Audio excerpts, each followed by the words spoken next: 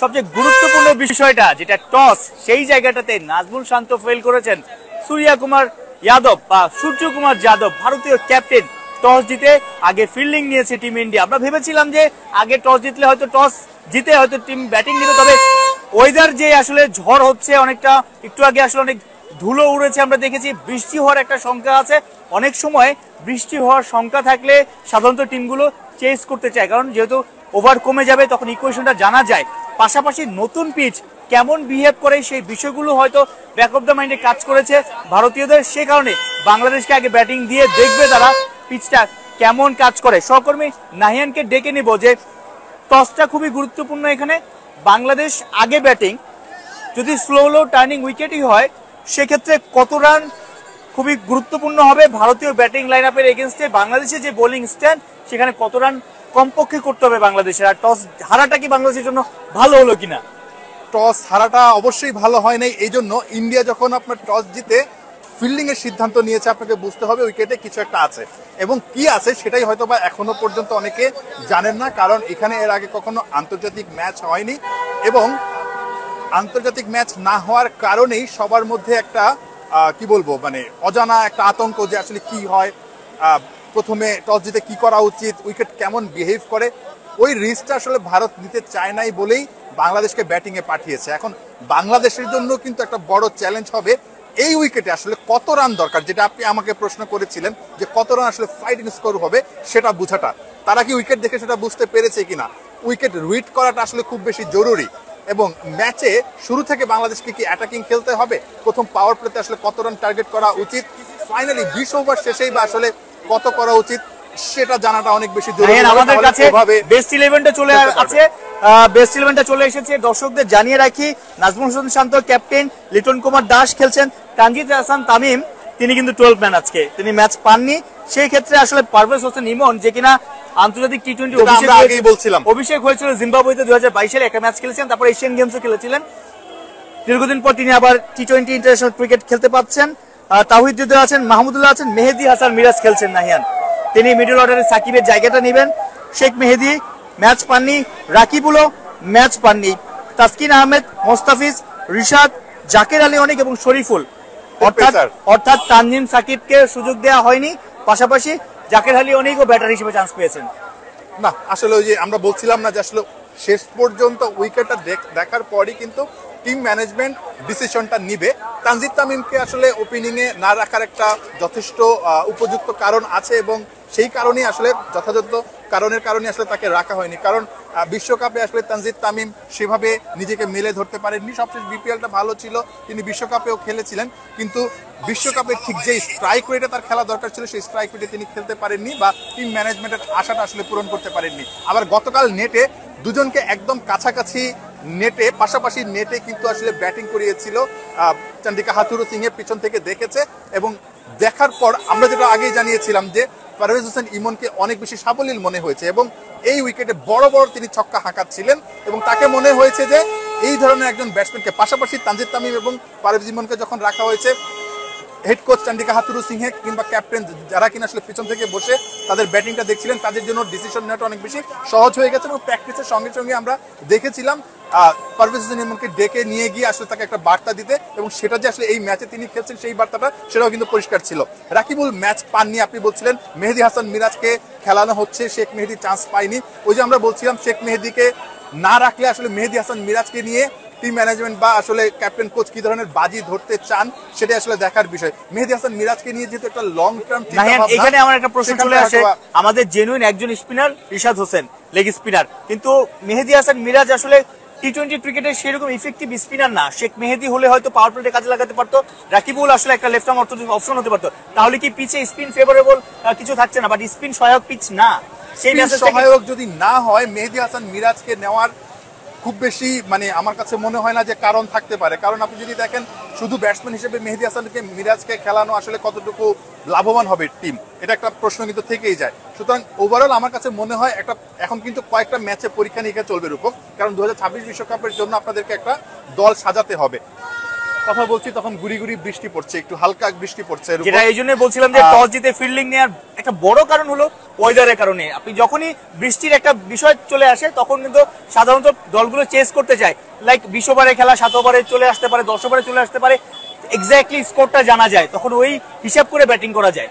হ্যাঁ, সেটা একটা চ্যালেঞ্জ হবে অবশ্যই বাংলাদেশের জন্য, এবং যেহেতু নতুন উইকেট, নতুন মাঠ, আসলে এখানে কি ধরনের উইকেটটা বিহেভ করে সেটাও কিন্তু বোঝাটা ওপেনারের জন্য অনেক বেশি কি বলবো কঠিন একটা চ্যালেঞ্জ হবে। তবে পারভেজ হোসেন ইমনের জন্য কিন্তু একটা বিগ চান্স। 26 মাস আগে জিম্বাবুয়েতে হারারেতে তার অভিষেক হয়েছিল, তিনি একটা ম্যাচ খেলেছিলেন, মাত্র 2 রান করেছিলেন, তারপর কিন্তু তিনি অনেকটাই হারিয়ে গেছেন, অর্থাৎ জাতীয় দলের সঙ্গে তাকে আমরা লম্বা সময় ধরে দেখিনি। সবশেষ বিশ্বকাপের আগে তিনি আলোচনায় এসেছিলেন, কিন্তু শেষ পর্যন্ত তাকে স্কোয়াডে রাখা হয়নি। এই পারভেজ হোসেন ইমনকে কিন্তু বিশ্বকাপ ব্যর্থতার পরপরই নির্বাচকরা আসলে তাদের রাডারে নিয়ে এসেছেন খুব ভালোভাবে।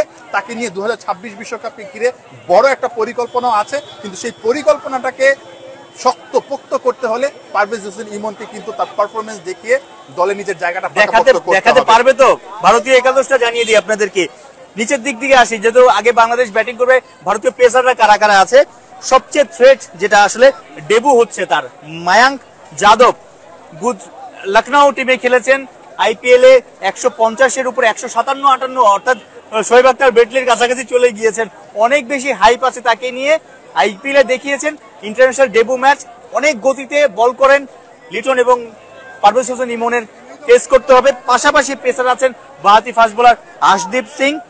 দুজন পেস বোলার নিয়ে ভারত খেলছে, দুজন অফ স্পিনার আছেন ভারতীয় স্কোয়াডে। ওয়াশিংটন সুন্দর একদম অফ স্পিনারই বলা যায়, কিন্তু বরুণ চক্রবর্তী একটি মিস্টিরিয়াস স্পিনার, অর্থাৎ 4 জন genuine bowler. Hardik Pandya allrounder, পাশাপাশি রিয়ান পরাগও অফ স্পিন করেন। ভারতীয় বোলিং লাইন আপও কিন্তু বেশ শক্তপোক্ত। বাংলাদেশের ব্যাটারদের কিন্তু আসলে চ্যালেঞ্জে পড়তে হতে পারে এই পিচে। না অবশ্যই, এবং এরা সবাই কিন্তু আসলে আইপিএল এ পরীক্ষিত ক্রিকেটার, ইন্ডিয়ান ন্যাশনাল টিমে অভিষেক হচ্ছে, পাশাপাশি অনেকেই অনেক বেশি পরীক্ষিত, অনেকে হয়তো নতুন এসেছেন বা লম্বা ব্রেকের পরে এসেছেন, বাট এই ইন্ডিয়া টিমটা কিন্তু একেবারে ইয়াং ক্রিকেটারে ভরপুর, এবং এই ইন্ডিয়া টিমটা তাদের জন্য কিন্তু একটা পরীক্ষার উপর। কারণ ওই যে বিরাট কোহলি, রোহিত শর্মা পরবর্তী সময়ে মানে ইন্ডিয়ার টি20 টিমটা আসলে বিশ্ব চ্যাম্পিয়ন টিম, কিন্তু তারা বিশ্ব চ্যাম্পিয়ন টিমটা আসলে বিশ্ব চ্যাম্পিয়নের মতো আসলে নিজেদেরকে দাঁড় করাতে পারে কিনা সেটা একটা দেখার বিষয় থাকবে। বাংলাদেশের বিপক্ষে সিরিজটা তাদের জন্য অনেক বেশি ইম্পর্টেন্ট, এবং যারা সুযোগ পেয়েছেন তারাও নিশ্চয়ই অনেক বেশি মুখিয়ে থাকবেন আসলে প্রমাণ করার জন্য। দুটো দলের জন্য কিন্তু 2026 বিশ্বকাপের প্রিপারেশনটা শুরু হচ্ছে এই সিরিজটা দিয়ে, এই গোয়ালিয়র থেকে। সুতরাং একটা হাড্ডাহাড্ডি টি20 ম্যাচ আমরা দেখবো, সেটা আশা করতে পারি। হাউ অ্যাবাউট ভারতীয় batting line up? Sanju Samson, Abhishek Sharma, Suryakumar Yadav, Nitish Kumar Reddy, allrounder আরেকজন, তারও ডেবু হয়েছে, হার্দিক পান্ডিয়া, রিয়ান পরাগ, রিঙ্কু সিং। একজন মানে আইপিএল এ সব মারদাঙ্গা ব্যাটার, এবং সবাই মানে আইপিএল এর নজর করা ক্রিকেটার। এরা যখন আসলে এই উইকেটে দাঁড়িয়ে যাবে তখন কিন্তু আসলে খুব বেশি কিছু করার থাকবে না বাংলাদেশি বোলারদের। সুতরাং ইন্ডিয়াকে আসলে কত রান টার্গেট দেওয়াটা খুব বেশি জরুরি হবে।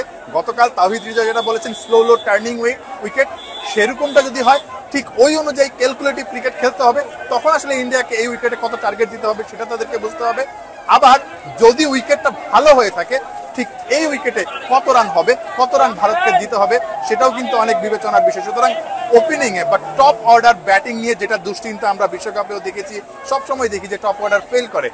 টপ অর্ডারকে ভালো করতে হবে, একদম নিঃসন্দেহে টপ অর্ডারকে ভালো করতে হবে। টপ অর্ডার যদি ভালো করে তাহলেই কিন্তু বাংলাদেশের টি20 ফরম্যাটে ওই যে শান্ত বলেছে যে নতুন দিগন্তের সূচনা, নতুন ফরম্যাট মানে নতুন ব্র্যান্ডের ক্রিকেট খেলবেন, সেই বিষয়টা হয়তোবা আমরা দেখতে পাবো। টপ অর্ডার যদি ফেল করে যায় তাহলে কিন্তু আসলে বাংলাদেশের কাছ থেকে এই পারফরমেন্সটা দেখাটা অনেক বেশি দর্শকদের কাছে আসলে জানতে চাই। দর্শকরা অনেকে ইনভলভ আছেন, 2,000 মানুষ দেখছেন, তাদের কাছে আসলে জানতে চাই যে আপনাদের কাছে কি ভালো লেগেছে কিনা, আপনারা মনে করেন যে এই বেস্ট 11 কি বাংলাদেশের বেস্ট 11 কিনা, বা অন্য কাউকে খেলালে কিন্তু এই ম্যাচে ভালো হতো কিনা, আপনারা আপনাদের মতামত জানতে পারেন।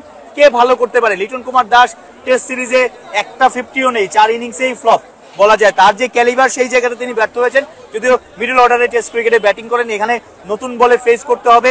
লিটন কুমার দাস বিশ্বকাপও খুব একটা ভালো করেননি, শেষ ম্যাচে একটা 50 হাঁকিয়েছেন মনে আফগানিস্তান বিপক্ষে, সেটাও আসলে দলের আসলে খুব একটা উপকার হয়েছে বলে মনে হয় না। সবকিছু মিলিয়ে দর্শকদের কাছে জানতে চাই যে লিটন, ইমন, শান্ত, তাওহিদ হৃদয়, মাহমুদুল রিয়াদ, মেহেদী হাসান মিরাজ, এরপর জাকির আলী অনিক, রিশাদ, এই যে ব্যাটাররা কারা আসলে নজর কাটতে পারে এই ভারতীয় বোলিং এর এগেনস্টে, কারা নিজেদের ব্যাটিং তাণ্ডব দেখাতে পারে এই 22 গজে। নাইয়ান, আপনার মন্তব্য নিশ্চয়ই জানান, এই ফাঁকে দর্শকরা তো কমেন্ট করবেই। না, তা তো অবশ্যই। বাংলাদেশের জন্য চ্যালেঞ্জটা কোন জায়গায় রূপক, আপনি যদি দেখেন সবশেষ বিশ্বকাপে মাত্র 3 জন ব্যাটসম্যান ছিলেন যারা কিনা 100 স্ট্রাইক রেট পার করা ব্যাটিং করতে পেরেছিলেন। তাওহিদ হৃদয় সবচেয়ে সেরা ছিলেন, এর বাইরে সাকিব আল হাসান 106 স্ট্রাইক রেট, কিংবা মাহমুদুল্লাহ রিয়াদ বলেন, লিটন কুমার দাস বলেন, নাজমুল হোসেন শান্ত বলেন, ম্যাক্সিমাম ক্রিকেটার 3 জন বাদে ম্যাক্সিমাম ক্রিকেটার সবারই কিন্তু আসলে ওই 100-র নিচে 90, 80 এরকম একটা স্ট্রাইক রেট ছিল। সুতরাং ওই যে টি-20 ব্র্যান্ডের ক্রিকেটটা খেলতে হলে তাদেরকে ওই খোলস থেকে বেরিয়ে আসতে হবে। এবং আপনারা যদি আসলে দেখেন বাংলাদেশের ব্যাটসম্যানদের যে ওভারঅল টি-20 ক্যারিয়ার, সেই টি-20 ক্যারিয়ারেও কিন্তু আমরা সেরকমটা স্ট্রাইক রেট, হাই স্ট্রাইক রেটের আমরা দেখি না। সবার ওই সবচেয়ে বেশি কি বলে তাওহিদ হৃদয়ের সেখানেও 129-এর মতো। এরপরে যদি আপনি দেখেন সবারই 117, 118, 110, 107, 106 ইন্টারন্যাশনাল টি-20তে বাংলাদেশের টি-20 ব্যাটারদের স্ট্রাইক রেট হচ্ছে এরকম। অর্থাৎ ওই মেজাজ থেকে যদি বের হতে হয়, বাংলাদেশকে নতুন ব্র্যান্ডের ক্রিকেট খেলতে হয়, সেটা ইন্ডিয়ার বিপক্ষে এই সিরিজ থেকে শুরু করতে হবে, খোলস থেকে বের হতে হবে। সেই লিটন কি আমরা দেখতে পারবো না? সেই লিটনকে কি দেখতে পারবো অ্যাডিলেডে? এই আশদীপ সিং ছিলেন সে সময়, তো স্বামী ছিলেন, ভুবনেশ্বর কুমার ছিলেন, এখন আশদীপ সিং আছেন পেস বোলিং এ, নতুন ডেবুটেন্ট আছেন মায়াঙ্ক যাদব, পাশাপাশি স্পিনাররা লিটন কুমার দাস 27 বলে কত করেছেন? 27 বলে 61 রান, তাই তো? মানে দুর্দান্ত একটা ইনিংস, প্রায় 300-এর কাছাকাছি, 250-এর উপরে স্ট্রাইক রেট। সেই রকম একটা লিটন কুমার দাস ইনিংস কিন্তু আমরা চাই এই টি-20 সিরিজে। প্রথম ম্যাচে হলে তো আসলে আর কথাই নেই। না, অবশ্যই লিটন কুমার দাসের যেই ক্যালিভার, তিনি আসলে ঠিক যেমনটা খেলতে পছন্দ করেন বা তার যে হাত খোলা ক্রিকেটটা, সেই ক্রিকেটটা কিন্তু আমরা সবাই দেখতে চাই। এবং তার যেই প্রতিভাটা, সেটা সবসময় আমরা বলি যে লিটন কুমার দাস তার নিজের প্রতিভা সম্পর্কে নিজেই হয়তো বা জানেন না, যার কারণে তার যেভাবে খেলা উচিত ক্যারিয়ারের এই পর্যায়ে এসে আমরা তাকে সেরকমটা খেলতে দেখি না।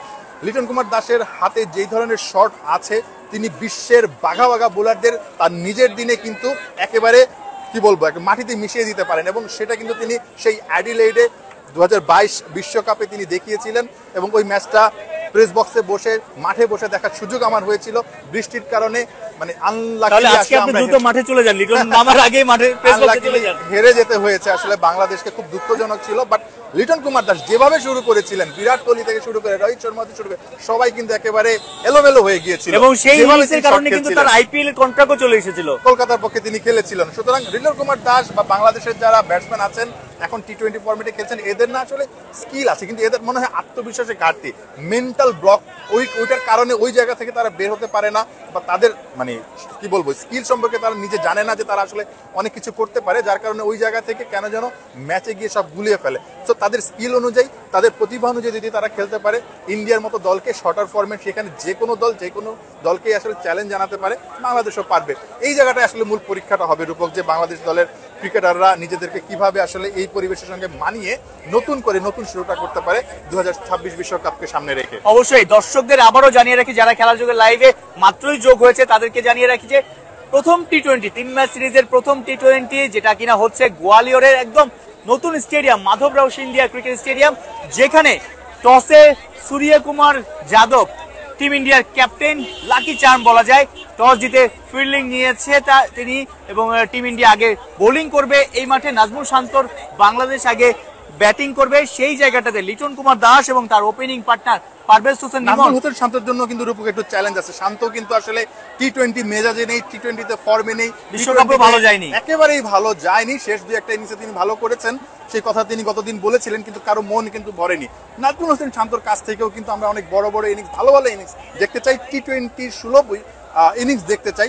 সুতরাং ক্যাপ্টেনের জন্য একটা বড় চ্যালেঞ্জ কিন্তু রূপক, কারণ তার যে ক্যাপ্টেন্সিটা, এবং ওয়ান ডাউনে যখন একটা প্লেয়ার নামে, ওয়ান ডাউনে যখন নামে, সে পাওয়ার প্লে তো নামে, অনেক সময় পাওয়ার প্লে শেষেও নামে, দলের সবচেয়ে বড় চালিকা শক্তি বলা যায়। তার আসলে ভালো ব্যাটিং করতে হবে, স্ট্রাইক রোটেট করতে হবে, গ্যাপে রান বের করতে হবে, বড় শটে খেলতে হবে, অর্থাৎ চারদিকে খুব 360 ডিগ্রি টাইপের ব্যাটিং করতে হবে। সেই জায়গাতে নাজমুল শান্ত, তাওহিদ হৃদয় গুরুত্বপূর্ণ পজিশনে আছে, তারাই আসলে ম্যাচের পার্থক্য বা দলের যে দলীয় টোটাল সেটাকে বড় ইম্প্যাক্ট ফেলতে পারে এই দুজন ব্যাটার। অবশ্যই ফেয়ারলেস ক্রিকেট খেলতে হবে এখানে, আসলে মানে একেবারেই কি বলবো মানে out of the box cricket খেলতে হবে ইন্ডিয়াকে হারাতে হলে। আদারওয়াইজ ইন্ডিয়ার মতো দলকে আপনি সহজে হারিয়ে দিবেন একদম মানে নর্মাল ক্রিকেট খেলে, এটা কিন্তু আসলে কোনোভাবেই ভাবার সুযোগ নেই।